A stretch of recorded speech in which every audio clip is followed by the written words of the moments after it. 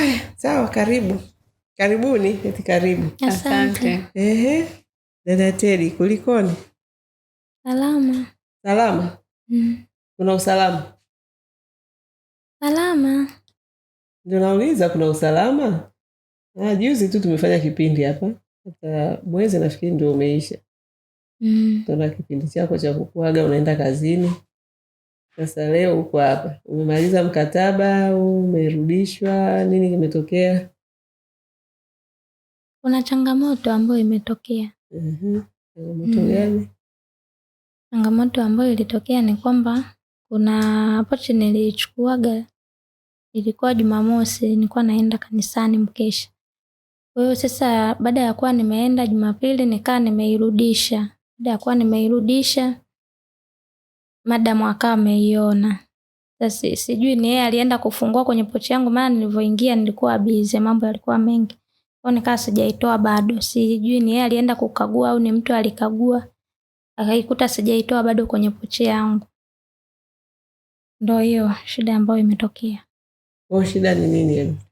Mimi bado sijaelewa. Shida ni hiyo pochi ambayo wameikuta kwenye begi langu. Kwani pochi ikikutwa kwenye begi lako kuna shida gani? Yaani kama ni kwenye begi lako kuna pochi yako, kuna shida gani ikikuta? Ya haikuwa pochi yangu, ni pochi ya mtoto wa hapo ndani. Pochi ya mtoto wa humo ndani imekutwa kwenye begi lako? Ndio. Inafanya nini kwenye begi lako? Unacheka. Ni na basi mtoto wa humo ndani. Sasa hivi ndo amekuwa mtoto wa humo ndani, hata sio mtoto wa bosi. Ni mtoto wa bosi. Pochi ya mtoto wa bosi. Pochi ya mtoto wa bosi imekutwa kwenye begi lako. Ndio. Imefikaje kwenye begi lako? Mtoto wa bosi alikupa? Hapana, nimeelezea. Nimesema kwamba ni mimi nilichukua, ilikuwa Jumamosi. Ulichukuaje sasa? Ulipewa au ulichukua kitu? Nilichukua tu, sikupewa. Kwamba nilichukua tu nikaa nimebebea kitu changu. Yaani uliiba. Maana weka neno vizuri tuelewe. Ukisema nilichukua, unachukua kitu cha kwako. Sikuiba, kama ningekuwa nimeiba nisingeirudisha. Sasa unachukuaje kitu ambacho sio cha kwako? Alafu unasema ukuiba. Alafu imekutwa kwenye nini? Kuirudisha bwana. Alafu imekutwa kwenye pochi yako. Yaani sio kwamba hata ulikuwa umeirudisha ulikoitoa. Imekutwa kwenye begi lako wewe. Ndio? Kwa sababu nilipofika nilikuwa sijaitoa bado. Kwa hiyo nilipofika tu nikaika begi nikaendelea na kazi zangu. Sasa ngoja kwanza. Kwanza mimi nataka weke vizuri hapo. Ukisema nimechukua. Mtu anachukua kitu cha mtu jamani au cha mtu unaiba? Unaiba. Kitu unachochukua ni cha kwako au unapewa. Ndio maana nimekuuliza. Huyo mtoto wa bosi alikupa? Hakuwepo hata hivyo wakati naichukua. Hakuwepo. Alikuwepo dada ambaye yuko hapo nyumbani. Kwa hiyo ndo alikuwepo. Kwa hiyo ndio alikupa? Nilikuwa nimeongea naye lakini sasa kuongea na nani? Na mtu ambaye sio mali yake. Unaongea na dada mwenzio? Unaongea na dada mwenzio kuhusu kuchukua kitu cha bosi wako? Yaani uliongea na huyo dada kwamba unachukua pochi ya mtoto wa bosi? Ndio unachomaanisha? Kwa sababu wewe sio mjinga. Ndio nataka unijibu maswali yangu. Umechukua kitu cha mtoto wa bosi, pochi ya mtoto wa bosi kwa ruhusa ya nani? Ndio maana nilikuambia mwanzo kwamba mimi nilichukua, sikuiomba hiyo pochi. Na kwa nini sasa usiseme umechukua, hukuiomba na usitumie neno kuchukua. Wewe sema niliiba hiyo pochi. Usiseme nilichukua. Huwezi kuchukua kitu ambacho sio cha kwako. Kitu ambacho sio cha kwako, ambacho unaamua kuchukua kwa mazingira ambayo wao wenyewe hawaoni. Umefanyaje? Teddy? Umeiba. Weka hivyo. Kwa hiyo sasa ikawaje ikakutwa kwenye pochi yake? Huyo Teddy alianza kazi. Story ikoje? Story ipo kwamba maana yeye mwenyewe naona anaruka. Anaruka na anasema uongo pia. Na anasema uongo. Wewe umefanya follow up toka ameenda kazini. Bosi wake follow up wiki ya kwanza aliniambia tu sofa ndo namuona bado niko busy, lakini namuona bado majukumu yake anaanza kuyaelewa, anafanya kwenye majukumu anasifiwa. Nidhamu vipi? Bado namwangalia kila kama kuna issue yoyote nitakwambia. Sofa anamwangalia bado ni mapema. Wiki ya pili nikampigia bosi. Hapo ndo ikaanza kunipa changamoto, kwa sababu bosi wake yuko busy sana. Nikampigia, "Hello madam, vipi mnaendelea vizuri? Lakini nadhani nikipata nafasi ya kupigia tuweze kuzungumza." Hiyo ni wiki ya pili. Wiki ya pili. Kaambia, "Okay, kwema, lakini kwema ingekuwa imefikia tu ambaye ningesha kujulisha, lakini bado naona nitakupigia nikiwa na nafasi." Lakini dada anaendelea vizuri na majukumu yake, hakuna shida, mimi nitakutafuta. Lakini sasa hiyo mimi kwangu, kwa sababu ni kwamba alikuwa anakosa tu muda wa kunielezea situation, akaniambia kwamba atanitafuta wiki ya pili. Wiki ya tatu nikampigia pia, nadhani hiyo wiki ya kurespond na kupokea, nilimtumia tu ujumbe, nikamwambia, "Madam, tulikuwa tumekupigia kujua maendeleo ya dada anaendeleaje." Ila dada nilikuwa nampigia wiki ya tatu. Dada yeye nilikuwa nampigia, "Vipi unaendeleaje na kazi? Naendelea vizuri, kuna changamoto yoyote?" Hamna changamoto yoyote. Ikatimiza mwezi. Kwa hiyo nikampigia bosi, nikamsalimia, "Mnaendeleaje?" Alikuwa na mgonjwa. Niambia, "Kila naendelea vizuri, japokuwa na mgonjwa hapa, nakumbuka pia. Hivi ile dhamana nikumbushe." Nikamwelezea jinsi ambavyo nataka kutuma dhamana ya dada.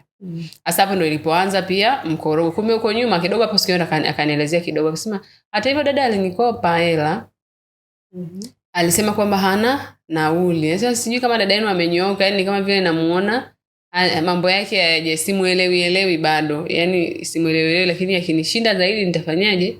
Nitakupigia, mimi sipendi kuwa nashtaki. Yani bosi anaona kama vile akituambia kitu anakuwa kama vile anashtaki. Nikamwambia, "Wala ushtaki, kama kuna changamoto ni bora ukaisema mapema, tukajua namna ya kuweza kuitatua mapema." Kwa hiyo bosi wake akasema, "Mimi nitatuma, lakini nilimkopesha, nataka tu mjue." Baadaye sije akasema nilimlipa pesa pungufu, kumbe tayari nilishampa pesa mwanzoni alinikopa. Anasema, "Mimi mlivonipa tu ile wiki ile ya kwanza." Dada akaniambia hana nauli. Sasa kwani watu wengi wanakuwa wanajua kabisa hizi kazi ni za kulipa mwisho wa mwezi na kutimiza mwezi? Kwani anakuwa yani kama vile sio tena mtu mtaalamu kwenye kazi yake? Yani ile professionalism kama vile haupo, kwa sababu huwezi ukaanza tu kazi. Very first week akaanza kusema nauli sina, akaongea na bosi wake akamuomba hela kumkopa. Basi sasa kesho yake sasa sikio nimemkumbusha, akasema, "Niko hapa na mgonjwa, lakini nikipata chance nitakulipa, nitumie tu namna ya kufanya malipo." Na yeye dada akanipigia jioni, "Bosi wangu ameshalipa, mimi sina hela." Na nikamwambia nimeshamkumbusha, nadhani atafanya malipo kesho. Basi kesho yake ndo sasa bosi nikampigia, "Sema tena bora umenifanyaje? Umenipigia." Nikamwambia, "Kwa nini tena?" Sema, "Leo nina nafasi ya kuzungumza." Sinakumbuka nilikuwa nakwambia niko busy. Nikamwambia, "Kuna nini?" Nasema, "Yani leo mara zote ile ulipokuwa unaniuliza nilikuwa sijapata uthibitisho wa yani mawazo yangu, nilikuwa naona kama vile nisije nikamwazia vibaya dada yenu. Kumbe ni yeye yuko ni mawazo yangu tu." Kwa hiyo nilikuwa nasubiri. Nasema mara zote alikuwa anakuja na pochi yake fulani, lakini roho yangu ilikuwa ikiona tu ile pochi ya yule dada. Tena muda anaondoka naona kabisa kama itakuwa kuna kitu ambacho hata kabeba ndani ya pochi. Sijai kumkagua, lakini kwa hiyo siwezi kusema huko nyuma, yani nasema siwezi kuongelea kwamba alikuwa anaiba huko nyuma, hapana. Lakini sasa kilichonishangaza leo asubuhi, mimi niko hapa nyumbani, dada leo kaja na begi kabisa la mgongoni. Hiyo siku ilikuwa ni Ijumaa. Kwa hiyo hizo siku nyingine alikuwa anaenda na pochi ya mkononi, na pochi kubwa ya mkononi.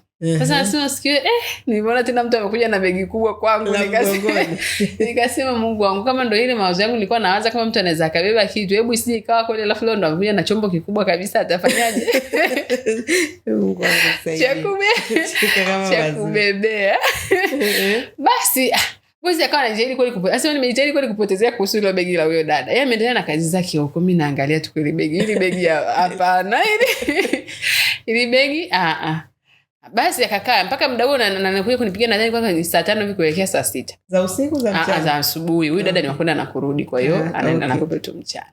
Sasa bosi ndio kufungua begi la dada, yani tena amefungua tu hivi akakuta kitenge kimefunika kitu, yani kitenge ndo kimefunikwa, yani juu inaonekana ni kama kanga au kitenge kimeingizwa ndani ya begi. Basi akaangalia hivi hicho kitenge, anafungua ni pochi ya mtoto wake. Kwa hiyo akafungua. Alikuwa kitenge akuishia pale. Akuishia, akaangalia huko kwenye hicho kitenge ndani kuna nini? Kuna nini? Sasa ndo anakutana na pochi imezungushiwa kitenge. Yani pochi imechukuliwa kazungushiwa kitenge ikakuwa ndani ya hilo begi. Akasema hii pochi, mbona hii pochi ni ya mtoto wangu? Au labda naifananisha. Akafungua tena pochi.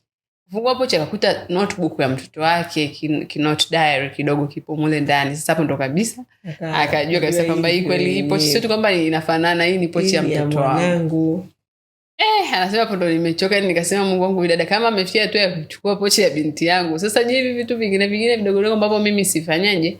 Sivioni. Akachukua hiyo pochi na nini na kila kitu, akafunga begi, akamuita dada. Akamwambia, dada samahani, naomba ufungue begi lako. Sasa ana confidence. Dada akafungua begi akatoa, nikamwambia pochi ya mtoto wangu inafanya nini kwenye begi lako? Sasa dada hapo ndo kabisa tena aliponiacha na mimi hoi, maana akaanza kumwambia hiyo story sasa hapo kwamba nilichukua kwenda nayo kanisani. Akamwambia kanisani. Sasa siku hiyo ni Ijumaa. Akamwambia basi sawa, mimi ngoja nianze nijaribu kukuelewa, japokuwa hicho najua unachoniambia ni sio kweli. Lakini haya basi ni kanisani, ulichukua pochi lini? Jumamosi. Kwa hiyo leo ni Ijumaa. Sasa pochi ya mtoto wangu bado inafanya nini bado kwenye begi lako? Wiki nzima imeisha. Alafu unataka kuniambia mimi leo kwamba hii pochi wewe ndio ulikuwa umeileta. Je, mimi nisingewaza yani, kwa sababu umenipa sana shida kwa sababu ya matendo yako. Yaani unajua mtu akiwa anafanya kitu kibaya kuna namna tu hata muonekano wake unaanza kukupa wasiwasi. Kwa hivyo anasema yani alikushaanza kuwa na wasiwasi kwamba huyu dada kuna kitu fulani anafanya ambacho si yeye akiko sawa. Sasa ndio hiyo kujitetea kwamba nilichukua hiyo pochi nikaenda nayo kanisani na nini, lakini yani hiyo ilikuwa ni wizi wa waziwazi. Basi kwa hiyo bosi akaelewa kwamba huyu ile pochi ameiba. Sio kwamba hiyo story ya kwamba alichukua kwa ajili ya kwenda kanisani toka Jumapili inoisha, alichukua Jumamosi. Jumapili kwamba ndio alikuwa anaenda nayo kanisani. Haya, kuna Jumatatu, kuna Jumanne, Jumatano, Alhamisi, Ijumaa ndio inakutwa kwenye ligi. Tena imekutwa wakati ambao yeye yupo ameendelea na majukumu mengine, kiasi kwamba angeweza kumbe kuichukua hiyo pochi muda amefika tu kazini, basi singeweka sehemu husika. Kwa hiyo kwanza ni muongo. Bosi ameshajua kabisa nyumba ni yeye, anasema kabisa yani huyu ni mwizi, na mimi hata hiyo muda wote nilikuwa naniuliza feedback, nilishahisi kabisa kwamba huyu dada ana tabia za udokozi. Kwa hiyo sikio tu ni vile yani amethibitisha sasa kabisa kwamba mimi huyu hapa ni uthibitisho. Mwanzo nilikuwa nina zile tu instincts kwamba huyu mtu kuna kitu, lakini leo uthibitisho huu hapa ninao. Na anamsema kwamba aliongea na huyo dada mwingine, yani hajaongea na mtu yoyote huyu hapa. Hajaongea na mtu, si ndio wanatafutaga pa kujishika. Na hapo sasa hivi tunaona amekwambia Jumapili, umwambia madam kwamba Jumapili ndio ulienda. Jumapili kwanza uendi kazini, si ndio? Au ulikuwa umesahau muda unamwambia madam Joyce mwanzoni hapo kwenye hii content hapa sasa hivi amekwambia kwamba kesho yake ndio nimerudisha Jumapili.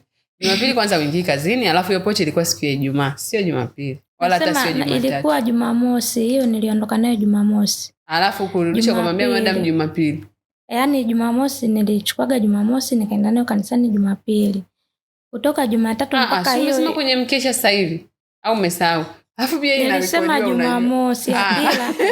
Sio kwamba kwenye mkesha. Nimesema hiyo pochi nilichukua Jumamosi. Mimi ndio nimesema habari za kwenda kama anataka kwenda nayo Jumapili, lakini mwenyewe alisema kwenye mkesha Jumamosi.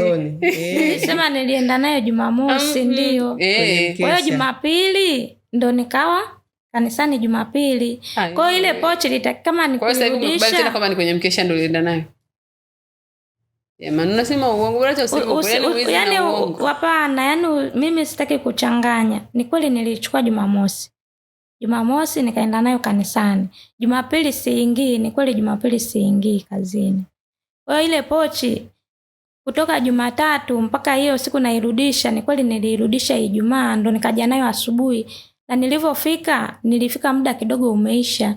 Kwa hiyo nilipofika tu nilitupa ile pochi pale na kuendelea na kazi zingine. Sikuwa nimeifungua niitoe.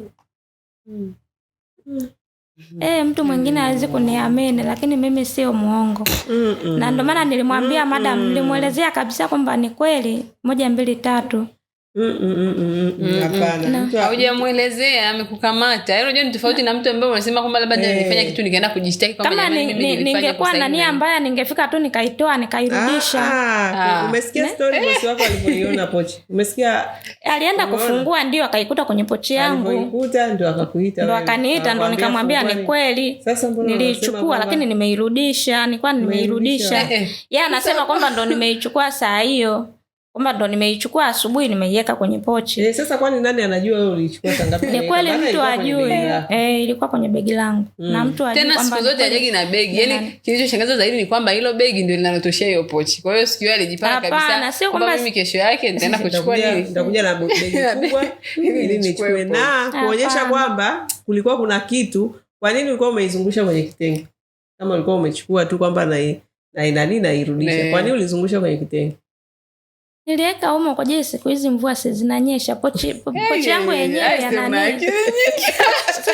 Sasa tu 10 mbele. Mimi kwa kweli kwa jambo hili sitaki kulizungumzia sana kwa sababu sio kulizungumzia, wewe umeshaenda kule, umeshaharibu CV, umeshaharibu brandi, kwa hiyo hakuna cha kusema kwamba hutaki kulizungumzia. Hivi kwani yani mtu mwingine anaangalia kwamba akukamate na nini. Kwa hiyo akukamate na nini? Iweje pochi ikutwe kwenye begi lako na nini? Tedi unafanya watu ni wajinga. Kwa nini wewe tumekupeleka kule tena kwa level ya professional. Na ndio hicho naambiaga watu, professional bila maadili ni sifuri. Unapokuwa na professional fulani, wewe ni mtu wa usafi na unajua kweli usafi. Na nilikuwa najua kwa habari ya usafi yule bosi hawezi kusema chochote na hajalalamikia uwezo wako wa kazi. Lakini maadili ambayo kila siku hapa tunaimba, na nilishakwambia na wewe mwenyewe ulikuwa ni miongoni mwa walimu hapa, niliwaweka kwa ajili ya kufundisha wadada ethics, maadili ya kazi. Na nikawa naita tabia za dhahabu, tabia za pesa. Sasa wewe tabia ulienda kuonyesha hiyo ni tabia ya pesa hiyo. Mtu amekuta pochi yake iko kwenye begi lako, umezungusha kwenye kanga. Na shida kubwa Teddy ambayo amshua na wewe unajua, nyie wadada ambao ni wakutwa, na yani CV yenu ni mbovu sana kuhusu kuiba vitu. Mabosi wengi sana kitu kinachofanya wasichukue wadada wanaoenda na kurudi ni kuhusu kuzoa vitu vya nyumbani kwao na kuhamishia kwenu. Yani hiyo ndio CV mbovu wadada wakutwa walionayo. Na ushahidi huu hapo. Sasa wewe umekutwa na nani? Umekutwa na ushahidi. Ndio Si una ushahidi? Bado unakataa. Sasa unakataa nini? Yaani unakataa, nimesema ni kweli nilichukua lakini ndio. Sasa unachukuaje? Haya basi tuanzie hapo. Wewe kwa nini unachukua? Kwa nini umechukua vitu vya bosi wako? Kwa ruhusa ya nani? Hapa tunasemaje jamani? Kuhusu kuchukua vitu, kutumia, sio tu kuchukua, hata tu kutumia vitu cha bosi wako. Huko pale kwake unafanya kazi zake, huruhusiwi kuchukua sui kanga yake ukajifunga, ukafanya kazi za mle ndani, huruhusiwi kuvaa sui kanda mbili zake. Yaani vitu vya bosi wako ni vya bosi wako. Unatakiwa ufanye majukumu yako tu. Hilo mpaka wewe ukapata ujasiri wa kwenda kuchukua pochi ya mtoto wake, ukaiviringisha kwenye kitenge, ukaitia kwenye begi lako kubwa ambalo sio hilo begi ulikuwa unaenda nalo. Umesikia habari ulibadilisha begi?